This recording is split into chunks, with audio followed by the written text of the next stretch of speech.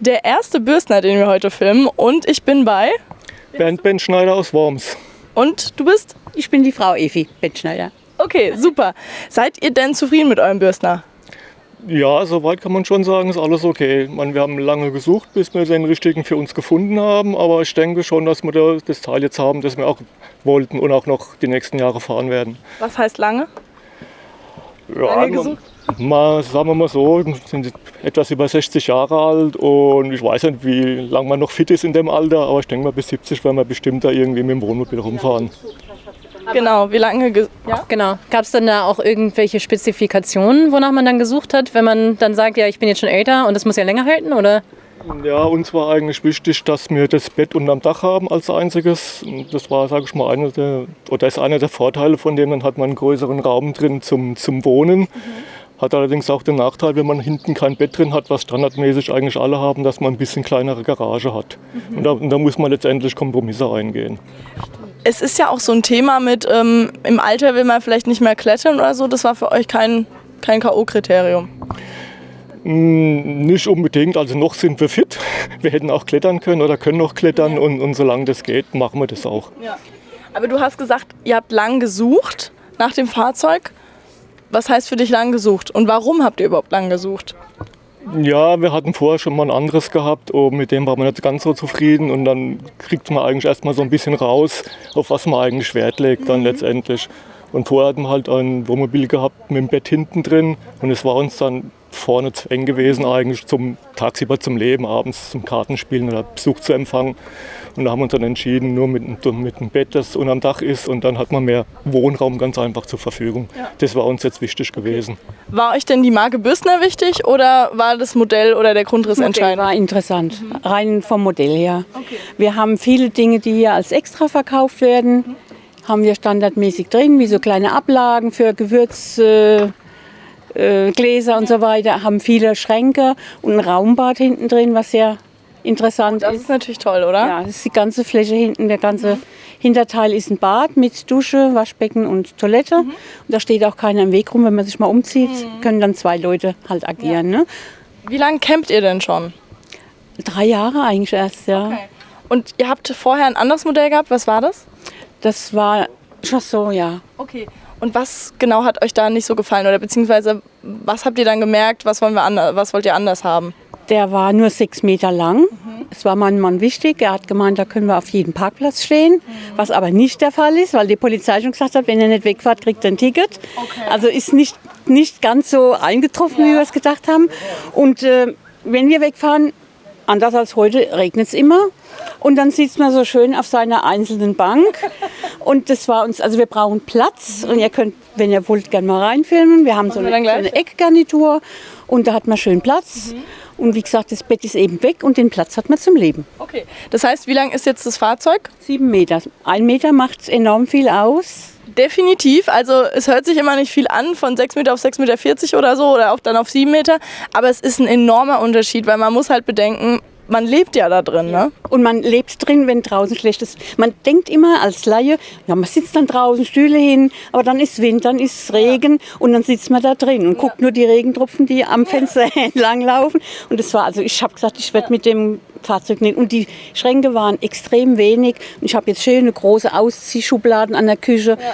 Vorher hatte ich nur so einen kleinen Schrank, da hat man für ein paar Schuhe noch überlegt, wo bringe ich die Schuhe unter. Und das ist in dem Auto eigentlich überhaupt kein Problem. Okay. Ihr seid ja jetzt eigentlich noch Campinganfänger, wenn man es so will. Also wenn man das vergleicht mit Leuten, die seit 40 Jahren campen oder so in eurem Alter vielleicht. Aber was habt ihr in der Zeit jetzt gelernt oder was ist jetzt schon der Unterschied in den 3 Jahren? Was heißt der Unterschied? Wir waren Fernreisende, wir sind immer in die USA geflogen und ja, unsere kleine Wurzel da unten, die ist halt ausschlaggebend, dass wir uns ein Wohnmobil, da haben wir gesagt, jetzt machen wir mal mit Hund, weil wenn ich den 3-mal im Jahr zum Hundesitter gebe, brauche ich auch keinen Hund. Ja. Und so kamen wir eigentlich und dass mein Mann dann aufgehört hat zu arbeiten und dann haben wir gesagt, dann haben wir Zeit. Und dann lohnt es sich eher. Nur für ein Wochenende oder für 3 Wochen im Jahr brauche ich mir keine Kiste hinzustellen für mehrere 10.000 Euro. Das ist dann, da hat man ein schlechtes Gewissen, ne? Okay. Ihr wart ja dann vor 3 Jahren eigentlich noch komplette Camperlaien. Ja. Was habt ihr dann so als erstes gelernt? Oder womit musstet ihr euch beschäftigen? Naja, es ging eigentlich immer darum, wenn man irgendwo ankommt, was macht man als erstes? Wie baut man eigentlich das Wohnmobil jetzt auf, sage ich mal? Guckt man erstmal, ob alles gerade ist, dass alles im Lot ist irgendwo. Hat man Satellitenschüsselempfang, ist ja auch wichtig, abends ein bisschen Fernsehen zu gucken. Und haben wir schon Wasser eigentlich aufgenommen, sind die Tanks voll soweit, dass man auch duschen gehen kann, wenn man will. Da denkt man erstmal gar nicht dran, was da alles dranhängt, oder? Das kam schon vor am Anfang, jetzt habe ich das aufgebaut und ich habe noch gar kein Wasser drin oder so. Und dann muss ich noch mal Wasser holen vorher, ne? Ein bisschen abbauen wieder und erstmal vorfahren in die Tanks füllen. Das kommt natürlich vor. Und nach einer gewissen Zeit gibt es dann auch ganz einfach die Routine drin, wie man das macht. Was gab es sonst noch für Herausforderungen am Anfang, wo ihr irgendwie gar nicht dran gedacht habt? Ja, wir sind schon mal zweimal im Wohnmobil stecken geblieben, in der Wiese drin. Okay. Und einmal wurden wir rausgeholt von einem Mercedes, das war ein Vierradantrieb, der hat uns dann rausgezogen, so ein Kombi war das. Ja. Und einmal war das so ein Pickup, der hat uns auch mal rausgezogen, wo wir auch so drin gestanden haben wie jetzt. Nachts war dann Dauerregen gewesen und morgens wollte man dann losfahren und dann ging nichts mehr, wenn man nur einen Frontantrieb hat. Und der ist halt vorne immer leichter als hinten dann und dann geht er vorne ein bisschen hoch und dann fangen an die Reifen durchzudrehen und das war's. Ja. Also beim Camping erlebt man schon immer was, oder? Man erlebt immer was, ja. Und sag mal, die größte Herausforderung ist eigentlich für die Männer die ganze Technik. Mit Strom und Toilette und allem drum und dran. Also das überlässt du ihm? Das überlasse ich ihm. Ich muss kochen. Kochen und einkaufen. Okay. Aber so mancher denkt, ja, ich nehme ein Wohnmobil, da fahre ich immer weg. Es ist auch viel Arbeit. Ja. Und billig ist es auch nicht. Das ist das große Stichwort, ja. Also bei vielen ist es, glaube ich, noch so in den Köpfen drin, ja, Camping ist billig, ist einfach, ist, klar, auch viel Arbeit. Ich glaube, das verbinden schon die meisten damit, aber viele verbinden das ja auch noch mit Zelt oder so. Ja. Das ist jetzt bei euch nicht der Fall, aber trotzdem, es ist nicht ganz so viel Komfort wie zu Hause, oder? Also wenn ich sehe, dass ein Campingplatz 60, 70 Euro die Nacht verlangt, da hört bei mir der Spaß auf. Dann nehme ich mir ein Zimmer, da kriege ich das Bett gemacht und habe noch ein Brötchen morgens kostenlos dabei. Ja. Und hier muss ich anstehen vorne. Ja. Wenn der Bäcker bimmelt, muss ich eine halbe Stunde mich anstellen. Ja. Das ist schon ein Unterschied. Ja. Man muss halt wissen, ja, was man kriegt. Ja. Ne? Also billig ist es definitiv nicht, das haben wir jetzt schon festgestellt, das haben wir auch schon öfter jetzt gehört. Was macht es dann trotzdem noch so besonders? Warum will man dann trotzdem noch campen gehen? Weil billig, also vom Preis ist es ja kein Unterschied quasi. Es ist einfach die Freiheit, da bleiben zu können, wo man will, ob man eine Nacht länger bleibt oder früher abreist. Wenn das Wetter nichts ist, zieht man weiter. Und wir haben jetzt Dinge gesehen wie die Ardèche in Frankreich. Da gibt es nicht so viele Hotels. Und da fährt man mit dem Auto immer lange Strecken. Ja. Und man hat halt alles dabei. Ja. Das ist ein Freiheitsgefühl, oder? Ja, wobei das Freiheitsgefühl ist sehr beschränkt. Man darf ja nicht überall stehen. In Frankreich gibt es oft die Höhenbegrenzungen, wo man dann weiterfahren muss. Wir waren an der Côte d'Azur. Da haben wir gesagt, wir fahren weiter, weil man will uns hier nicht. Ja.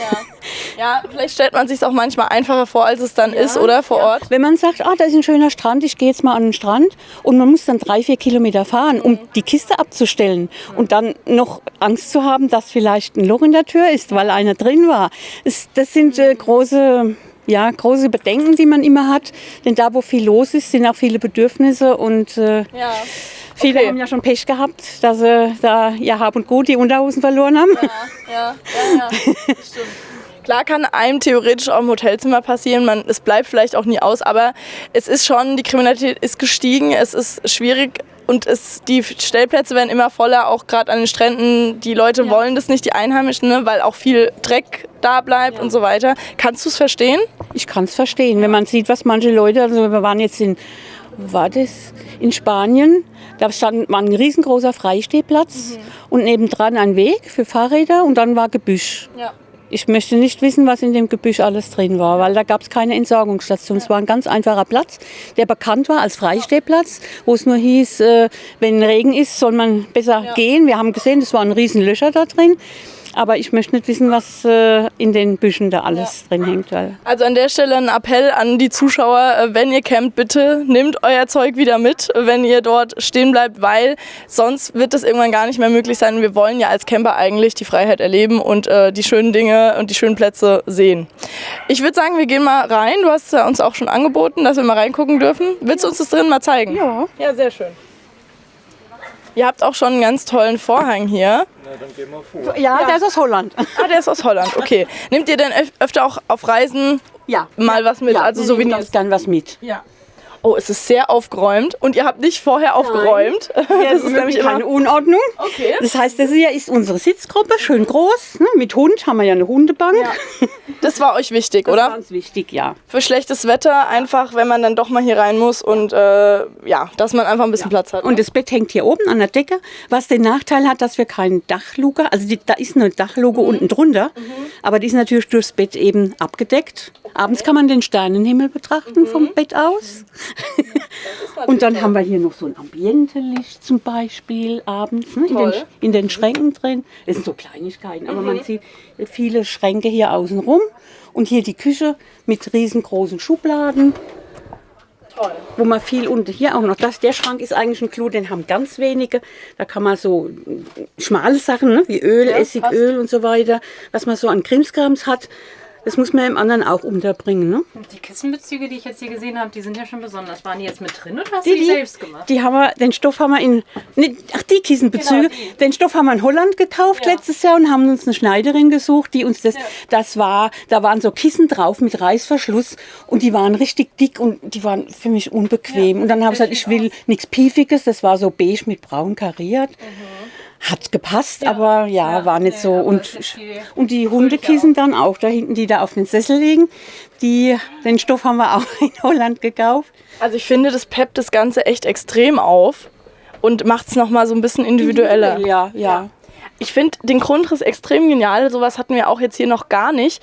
Stan, wenn du mal rauskommst, können wir auch sehen, dass hier das Hubbett runtergefahren werden kann. Das kann mein Mann dann mal zeigen, aber hier haben wir noch das Bad, wenn ihr gucken wollt. Der kann dann uns das gerne mal zeigen. Wir schauen uns mal den Rest erst an. Das ist ja nochmal ganz anders. Also wir waren auf der Messe jetzt, in Düsseldorf. Düsseldorf war die. Der Caravansalon. Und ich habe gesagt, ich finde kein Wohnmobil, was ich mir kaufen würde. Natürlich luxuriös, groß, ganz klar. Aber ich habe gesagt, ich finde keinen, der so ist wie der hier. Ja. Und ich habe auch jeden. Bin zufrieden. Also ich glaube, das vermissen auch viele, so ein großes Bad zu haben. Oh, Wahnsinn. Ja, wie cool. Sau aufgeräumt, ne? Ja, wir haben jetzt nicht viel dabei, weil wir hier nur zwei. Ja. Ne? Ist toll. Und hier nochmal ein Spiegel schön. Ja, an Spiegeln fehlt sie definitiv nicht. Nee. Ja. Also das wäre ein Grundriss, der mir auch extrem gut gefallen würde, tatsächlich. Also es gibt noch 1, 2 andere Modelle, die das auch haben. Und ich habe mich halt im Internet schlau gemacht, welche. Jeder hat dann, ich kauf dir einen Liner, dann hast du Platz. Ja. Ich will keinen Liner, ich will ein kleines Wohnmobil, so klein wie möglich, aber eben so, dass man noch Luxus hat. Ne? Genau, dass man Platz hat, verstehe ich. Und auch der Kühlschrank hier, ey, das ist ja der Hammer. Ja. Die wenigsten haben so einen großen Kühlschrank, oder? Ich weiß nicht, also der andere war ein bisschen klein, der war auch unten, der andere. Und dann kramt man da unten rum und das ist halt schönes großes Teil. Ne? Ja, aber ich glaube, es ist doch Standard irgendwie. Die meisten haben sowas mit einem kleinen Gefrierfach. Nee, also so groß sind die wenigsten. Der ist schon relativ lang. Ja? Und da oben ist halt auch nochmal, da könnte man eine Mikrowelle einbauen, und man hat halt ein Brett gemacht und dann haben wir halt jeder so, wie er es halt eben braucht. Genau. Ne? Optimal ausgenutzt. Ich ahne, dass hier ein Apothekerschrank ist, oder? Nee, Kein Apothekerschrank. Ist nur ein Kleiderschrank. Nur ein Kleiderschrank. Ja. Auch sehr praktisch. Aber der ist wirklich gut, vor allem, wenn es wirklich mal regnet, man kann hier vielleicht auch mal die Jacken reinhängen. Gut, mit dem Holz ist natürlich schwierig, vielleicht hängt man es in die Dusche. Auch eine Stange da in der Dusche und da kann man praktisch, wenn was nass ist, kann es auch abtropfen. Ne? Aber trotzdem ist es hier an der Tür, finde ich, gut. Gerade so im Jacken abhängen und sowas kann man hier direkt rein tun. Ich muss sagen, mich turnt es total ab, wie die 90% der Wohnmobile, man kommt rein, auf der Seite ist die Küche und das ist hier eine schöne Ecke. Ja. Weil das lässt auch Raum, um vorbeizugehen. Ja. Ansonsten, wenn einer hier steht und kocht, muss der andere sagen, Moment, ich muss mal auf Toilette. Ja. Und so ist man in dieser Das stimmt, in dieser man kann hier einfach rein und der Gang ist wieder frei. Und das ist das ist eigentlich das Nonplusultra. Der Tisch, der war halt nur weiß, den haben wir uns dann mit einer Folie beklebt. Das hat mir auch nicht so gut gefallen. Das sind halt so die individuellen Dinge, die man dann eben macht. Ne? Ja. Verstehe ich sehr, sehr gut. Hier, das habe ich gemeint, hier mit für Gewürze und so. Das ist wirklich auch viel Raum. Ja. Also das ist schon toll. Also an Platz mangelt es hier nicht, oder? Eigentlich nicht. Also auf 7 Meter finde ich das schon eine geniale Sache. Ne? Auf jeden Fall. Auch da vorne sind die kleinen Fächer nochmal für Taschenlampe, was man nachts so braucht, oder die Handys. Ja. Oben ist auch nochmal ein Stauraum. Die sind dann, wenn das Bett runtergefahren sind, im Prinzip dann direkt an der Seite. Ja, das Bett ist fast kann man fast runterfahren bis zu den Sitz. Ja, und dann hat man quasi seinen Nachttisch. Ja, und da schlafe ich Auge an Auge mit meinem Hund. Ah ja. Ohne dass er im Bett ist. Ne? Ohne dass er im Bett Ja, ist. Das ja. ist ja das. Ja, genau. Was mich jetzt dann noch interessiert hat, er hat ganz am Anfang gesagt, man hat das Bett halt vorne, dann hat man hinten keins und dann ist die Garage schon klein. Garage ist klein. Genau, Wir weil haben man hat es ja normalerweise Ja. unterm Bett. Ja, ja. Können wir uns das auch mal gleich Ja, anschauen? natürlich. Ja, das schauen wir uns gerne an. Mein Mann, wenn Sie wollen, noch mal das Bett runterfahren. Auf jeden Fall. Und jetzt, weil wir erst draußen standen, ich habe das ja noch nicht gesehen, wie es drin war. Deswegen, ich dachte, ihr müsst klettern, aber ihr müsst ja gar nicht klettern. Nee. Ja gut, ein bisschen klettern. Der einzige Nachteil ist hier unten diese Stufe. Ja. Da kann es mal sein. Also bis jetzt bin ich noch nicht gefallen, aber es ist eine Stolperfalle. Ja. Und dadurch, dass die noch mal ein Stück tiefer ist dann das Bett ja auch dementsprechend wieder ein Stück höher. Aber ich habe hier so einen Klapphocker, den haben wir da vorne stehen, den stellen wir da hin. Ja. Und ich will nicht immer so über die Bettkante rutschen. Das gibt Schleifspuren, würde ich sagen. Auch der Boden, der ist super pflegeleicht, oder? Ja. Finde ich total edel und trotzdem gemütlich. Manche Wohnmobile haben so ein schönes Holzplankendekor. Und wenn ich sehe, dass dann die Planken plötzlich ein ganz anderes Muster haben, da hört es bei mir auf. Also das sind so Dinge, die müssen einfach stimmen. Ja. Und hier ist einfach, es ist schön homogen. Ne? Ja, absolut. Und wie gesagt, auch leicht zu reinigen und so weiter, weil ich glaube, das ist für euch wichtig. Oder ihr seid ziemlich ordnungsliebend und sauberkeitsliebend. Also wenn man reinkommt, eigentlich ist es im Wohnmobil immer dreckig. Wenn man guckt, wenn die Sonne reinscheint, ist immer Staub auf dem Boden. Also und man hat ja nur Ecken. Ein Wohnmobil besteht aus Ecken. Ja. Von daher ist ein Staubsauger ist schon wichtig und ab und zu mal. Kommt halt immer drauf an, wo man ist. In Spanien sind es immer Splittplätze. Da hat man den Staub, die Steine. Ja. Hier hat man Gras, da hat man den Grasabschnitt unten an den Sohlen. Also es kommt immer Dreck mit rein. Also die Jeanne und ich, wir haben ja auch jetzt so als Base so ein Wohnmobil und da ist auch nach dem ersten Tag war schon Dreck drin. Also es bleibt einfach nicht aus, Und oder? das ist zu Hause auch. Ja. Nur hier guckt man mehr, wenn man dann immer jetzt so die Treppen hochgeht und hat so den Höhen zu dem Fußboden, sieht man halt den Dreck. Ne? Ja, auf jeden Fall. Wir wollen uns unbedingt mal das Bett anschauen. Jeanne, wenn du mal, ja, obwohl, du kannst da stehen bleiben, genau, das müsste reichen. Also hier tut man es einschalten eigentlich. Das ist die Steuerung hier für hoch und runter. Und dann brauchen wir eigentlich bloß noch hier drauf drücken. Dann fährt es ein Stück runter. Und jetzt klappt das vordere Teil nach oben. Wenn Sie es mal dahin halten jetzt, eben geht es hoch. Ja, man Damit man eine schöne gerade Fläche hat, ganz einfach. Vorne, ne? Der Buckel, ja. Und jetzt kann man eigentlich ganz einfach weiter runterfahren.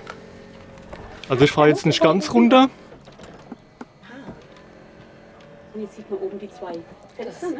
Und man kann es runterfahren halt genau bis auf die Position, wo man sitzt eigentlich. Und dann kann, zumindest ich kann dann schon reinspringen. Meine Frau benutzt dann die Treppe, den Hocker dann und geht dann auch da Das rein. ist halt der Nachteil, wenn einer ins Bett will, muss der andere auch ins Bett. Ja, okay. Oder draußen bleiben. Ne? Also, Hier oben hat man noch, glaube ich, mal die Dachluke, die ist jetzt zu. Und vorne noch mal ein großes, wo man dann, wenn man im Bett liegt eigentlich, und es ist ein sternklarer Himmel, kann man eigentlich dann rausgucken. Und was ist toll. das jetzt für ein Das ist ein weißes... Sichtschutz eigentlich nur. Ach, okay, Der geht okay. hoch und runter, der geht automatisch dann runter, wenn man wieder hochfährt. Und ganz einfach, dass man auch vorne die Fenster offen lassen könnte, ohne gesehen zu werden, dass man im Bett Kissen liegt. nicht runterfällt. Ne? Könnte ja sein, dass das Kopfkissen dann runterfällt. Ah, ja, klar. Ein richtiges Bettende. Ja, ja. Ich finde, das macht schon auch das Ganze noch mal ein bisschen wohnlicher und gemütlicher, wenn das nicht ganz offen ist hinten, oder? Ja, finde ich auch. Ja, genau. Jeder hat Plissé. Ich weiß nicht, ob wir sind ja nicht der Erstbesitzer, ob das dazu gekauft wurde. Ich denke schon, man macht ja damit auch Geld. Und wenn man halt kein Plissé hat, muss man nicht unbedingt vorne was abhängen, wenn man diesen Baldachin dann hat. Ne? sehr Ja, praktisch, ja. Cool. Also mir gefällt es sehr, sehr gut. Ihr seid auch happy damit, ne? Ja. Gibt es irgendwas, was ihr noch vermisst? Was es jetzt irgendwie auch nicht serienmäßig gab oder wo ihr sagt, ah, das wäre natürlich noch das i-Tüpfelchen. Eine Hubstütze vielleicht, damit man nicht immer auf diese Rampen muss, weil wir haben sie jetzt 2 Jahre in Betrieb und die haben schon Risse. Durch diese Steine eben, ne? Wenn diese Splittsteine, von daher ist das ein Verschleißteil und für so ein paar Keile da legt man dann locker auch mal 40, 50 Euro hin. Ja. Das sind alles so kleine Aber das merkt man erst, wenn man wegfährt, oder? ja, natürlich, klar, man sieht's dann, ne? Okay, wir gehen noch mal raus, schauen uns mal die Garage an. Ich fahr gerade noch mal das Bett wieder hoch. Ja, na klar. Da sieht man auch noch mal, wie schnell das eigentlich geht. Nachteil wäre, wenn mal die Elektronik ausfällt. Ja, Aber da hat er so einen kleinen Schrauber. Da gibt es eine Handkurbel, die habe ich aber noch nie benutzt, zum Glück. gut, davon geht man ja jetzt auch nicht aus. Die Besen kehren gut, aber alles geht mal kaputt, ne? Da hast du recht. Aber ich glaube auch gerade, das Problem haben ja auch die Concorde-Fahrer oder was auch immer. Da ist ja auch sehr, sehr viel Elektronik verbaut. Also von daher bleibt es ja auch nicht aus. Also was es hier noch gäbe, was wir nicht haben, ist so ein Umbauset. Man könnte hier auch zu viert schlafen. Angeblich soll es 300-400 Euro kosten. Den Tisch kann man nach unten fahren. Und ich weiß nicht, was da noch für Zubauteile kommen. Also es wäre auch für 4 Personen möglich. Ja. Platz genug ist. Platz genug ist, zumindest zum Schlafen. Ne? Ja. Gut, man kann die Kinder auch im Zelt oder so, ne? Das wäre dann auch für dieses Jahr auch dann eher ein Erlebnis, im Zelt irgendwo Ja, ja. draußen zu schlafen, als in so einer Kiste. Ne? Habt ihr Kinder oder Enkelkinder? Nee. Okay, ja gut, dann ist natürlich für euch sowieso kein Thema. Nee, wir haben gesagt, wir brauchen keinen Platz, aber ist natürlich auch ein Verkaufsargument. Der Nächste sagt, ja, Natürlich. wo schlafen Natürlich. die Kinder? Und da kann man sagen, okay, dann müsst ihr euch das Zusatzset dann eben holen und dann ist gut. Ne? Cool. So, wir schauen noch mal nach draußen, gehen noch mal durch den tollen Vorhang aus Holland. Jan, du kommst hinter mir her. Hier ist noch die Leine vom Leine, ja. Nicht überfallen. So, und jetzt schauen wir uns mal die Garage an. Natürlich, die ist deutlich kleiner. Auch aufgeräumt, sagt sie, ja. Ziemlich, ja. Also man kann von der Seite in die Garage rein, von der anderen Seite ist eine hohe Tür. Aber im Gegensatz zu den Wohnmobilen, die die Betten hinten drin haben, ist die eigentlich dann schon kleiner. Aber für euch reicht's aus, oder? Ja, man kriegt alles auch rein. Ich meine, wir hätten gerne noch die Fahrräder eigentlich drin, weil die mittlerweile auch ziemlich teuer sind, so E-Bikes. Aber die haben wir dann eigentlich immer hinten drauf. Und Das ist halt, genau, irgendeinen Abstrich muss man eben machen. So ist es, vor allem auf 7 Metern. Ne? Tür knallt, aber kein Problem. gehen wir dann mal auf die andere Ja, wir Seite. schauen uns das gerne noch mal von der anderen Seite an. Aber ich finde, ja, ihr habt es sehr, sehr gut gelöst. Ah ja, okay, die ist wirklich sehr, sehr hoch. Und hier habt ihr, erzähl mal, was man hier sieht jetzt. Ja, wenn man von unten anfängt, sage ich mal, ist eigentlich eine Gasflasche für den Grill, der letztendlich jetzt hier oben drüber ist. Ganz unten sind noch so Reinigungsmittel drin, Kabel für Strom, wenn man den Landstrom benutzen will. Und hier in dem Mittelteil mit den Plastikfächern ist eigentlich alles, was man gebrauchen könnte. Wenn man Glück hat, braucht man halt nicht. Ob jetzt Klebeband oder irgendwelche Nägel oder Schrauben oder sonst irgendwas was passiert. Hier oben sind dann eigentlich immer die Anfahrkeile drin, in dem schwarzen Rucksack, sage ich mal. Ja. Und oben ist nochmal ein kleiner Gasgrill und ja, oben Putzzeug dann letztendlich. Hast du das selber reingebaut? Das habe ich selbst gebaut, ja, direkt das Regal, ja. Alles aus Holz, also wenn da was ist, irgendwie alles selbst gemacht eigentlich. Aber sehr, sehr praktisch auf jeden Fall. Ich glaube, das Video ist schon wieder viel länger geworden, als wir eigentlich geplant hatten. Aber es war sehr, sehr interessant. Mir hat es persönlich sehr gut gefallen. Jan, was sagst du? Ja, definitiv. Da sieht man ja auch nochmal, was man machen kann. Wie zum Beispiel, wenn man eine kleine Garage hat, dann kann man die ja auch bis oben hin ausnutzen. Und das haben wir so jetzt aber auch noch nicht gesehen. Das ist aber auch so gedacht für Skier oder sowas. Ne? Wenn einer in den Skiurlaub geht, dann kann er die Skier da reinstellen. Guter Tipp, ja. Wie gesagt, das war eigentlich ganz leer gewesen. Das Zwischenfach war hier drin, das kann man dann eigentlich hochklappen. Und dann kann man sich theoretisch, wo man will, reinstellen. Oder halt, wie gesagt, für Skier oder Surfbrett oder sonst irgendwas reinzustellen, je nach Anwendung halt. So, sie zeigt uns noch was. Die habe ich gerade eben schon gefilmt, genau. Was sagst du? Unsere Personalisierung. Ah, ja.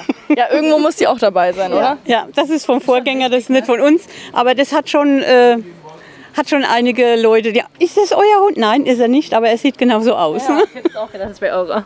Ja, hab ich auch gedacht. Okay, ich danke euch für euer ausführliches Interview. Das perfekte Bürstner Zwei-Personen-Fahrzeug. Danke fürs Einschalten. Gerne.